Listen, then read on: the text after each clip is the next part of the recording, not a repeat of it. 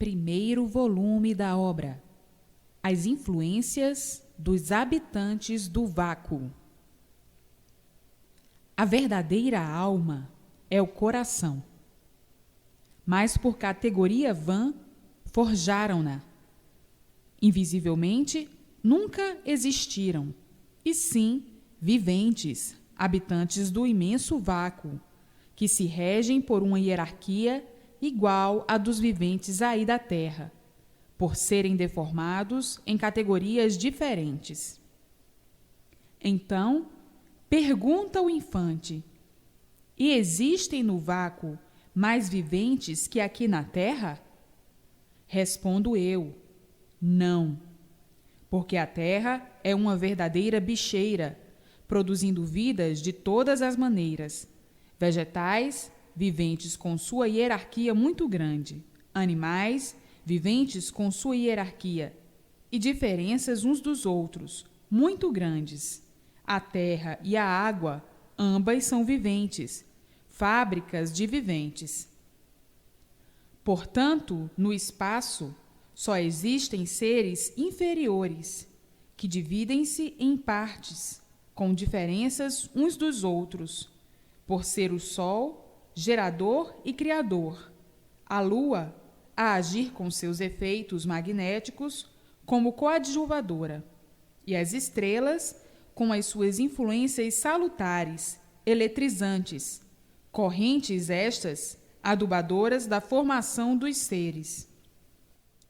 E assim, muitos costumam sonhar com almas do mundo invisível, como se elas existissem, completamente sugestionados por essas coisas que pensam existir, mas não existem.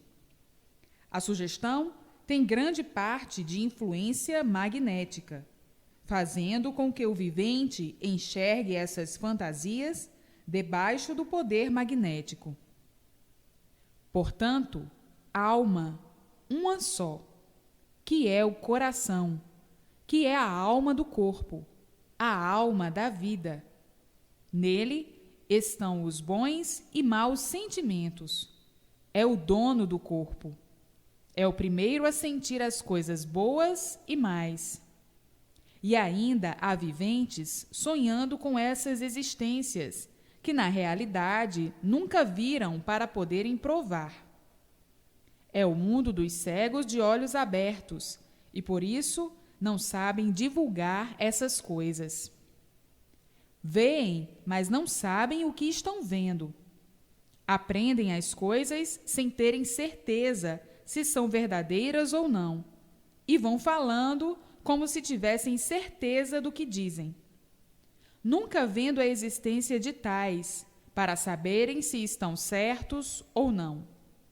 E assim, os viventes aí do vácuo, por serem dotados de grande força magnética e elétrica, é que, aproveitando-se da força magnética que possuem, se apresentam na Terra diante de qualquer um, como entendem de se apresentar, como parente do próprio vivente, como santo, como caboclo, enfim, como entenderem.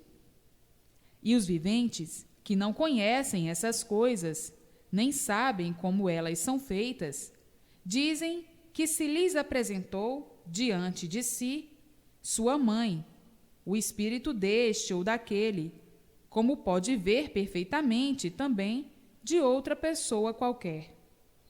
Eles se apresentam como entendem, devido à grande força elétrica e magnética que possuem. E o vivente, que não conhece essas coisas, não sabe divulgá-las nem defini-las, diz que, de fato, existe a imortalidade e fica convencido desta falsa realidade, por não saber como são feitas essas fantasias. Por isso, é admissível aos que não sabem nem conhecem e que têm visto essas coisas, pensarem que existem espíritos e na imortalidade.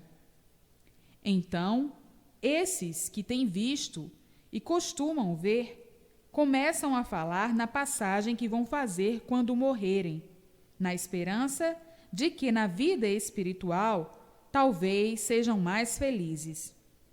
São pessoas que sofrem e dizem que estão pagando o que fizeram noutras encarnações. É por isso que muitos têm a falsa certeza da imortalidade.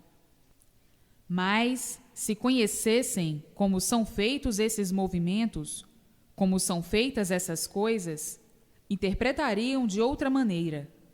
É por isso que os povos ainda estão atrasados para a verdade das verdades, e é por causa disso que o Espiritismo ainda vive de pé.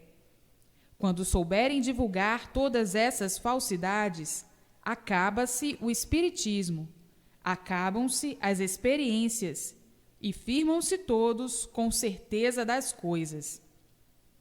A vida dos forasteiros é a dos que vivem fora da jornada do racional superior, perdidos e se perdendo nesse mundo, nesse vale de lágrimas e de dores, vendo aí a divulgação do certo, do altivo bem do racional superior, e ainda ficam pleiteando moldes de sofredor. Vivem peregrinando com fé de judeus errantes, podendo agora beber a água da felicidade na fonte desta escrituração, pensando ser uma fonte duvidosa, por viverem com tantos nós nas entranhas. Nós, de pura rudez, embriagados nesse mundo, que é um pleito de desventuras, uma jornada de dor, nesse monturo alegórico de sofredores, penando todos por essa fonte de perdidos, risos de dor, passageiros em tudo. Rudes, embriagados, convencidos de que não hão de sofrer e sempre sofrendo. Vida de pobres em vida. E assim, o que vale esse mundo? Nada. O que valem todos no mundo? Nada. A ilusão é que faz valorizar as coisas até desiludir. E depois da desilusão, as coisas não têm mais valor. Por aí, vejam como isso é uma fonte de perdidos, vivendo sempre cheios de misérias. Muitas vezes não dão conta da ilusão, cegos por ela, e quando se desiludem, é que enxergam todo o tempo perdido, quanto trabalho em vão, sem necessidade, quanto descontentamento, sem gratidão. E assim, o melhor da vida é não dar importância a seus pertences e não valorizar coisa alguma, porque nada tem valor. O que faz o vivente dar valor a isto ou aquilo é a cegueira da ilusão. É porque está iludido, não regula, é um verdadeiro embriagado. Por isso, a vida é dos inconscientes, porque está visto que não há nada feito com consciência. Onde existe a ilusão, não existe consciência. Onde existe a fantasia, não existe a consciência. Iludidos, supondo terem consciência no julgamento das coisas e caindo em contradição do que dizem, porque vão vendo que não há consciência. Onde estão os gostos, as ilusões e os ideais, a consciência desaparece, porque hoje gosta com consciência, amanhã já não gosta mais. Onde está a consciência? Onde existem as aventuras, não existe consciência. Usam a consciência como uma desculpa dada para a boa interpretação de suas conveniências. Para a execução de um plano idealizado por si mesmos, falam em consciência. Gosto disso com consciência. Tenho consciência do que digo. Não gosto disso com consciência, por isso ou por aquilo. Não gosta hoje, mas amanhã está gostando. Não faz hoje, mas faz amanhã. Não aceita hoje, mas aceita amanhã. Hoje não aceita porque tem consciência. Amanhã já muda e aceita, por isso ou por aquilo. A consciência de todos é traiçoeira, é ludibriadora e passageira. Pois se na própria vida não há garantia, como pode ela ser encontrada na consciência? Pois se a vida não é positiva, como é que a consciência pode ser positiva? É que não são puros, nem limpos, nem perfeitos, e sim impuros e imperfeitos. E por isso, em vossa consciência, não há solidificação para que a pessoa se mantenha num certo ponto e possa dizer que tem uma consciência pura, limpa, clara e cristalina.